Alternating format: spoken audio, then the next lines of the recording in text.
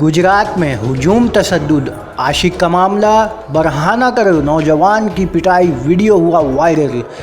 मुल्क में हुजूम की तशद्दुद वाक़यात दोबारा आम होते चले जा रहे हैं। झारखंड के बाद अब एक गुजरात का वीडियो सोशल मीडिया पर वायरल हो रहा है, जिसमें एक नौजवान बेरहमी के साथ हुजूम की पिटाई कर रहा है। मीडिया रिपोर्ट के मुताबिक गुजरात के दहती में एक शादीशुदा जोड़े के दरमियान में माशका चल रहा था, जिसकी जानकारी गाँव वालों को मिली, जिसके बाद मुस्करा नौजवान को गाँव वालों ने बरहाना कर पिटाई की।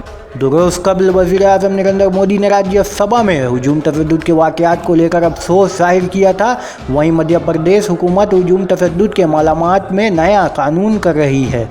कानून में तरमीम के बाद अब रियासत में गौ हत्या, गाय का गोश्त और इसके कारोबार पर मुकम्मल तरीके से मुतनाह आयत कर दिया गया है।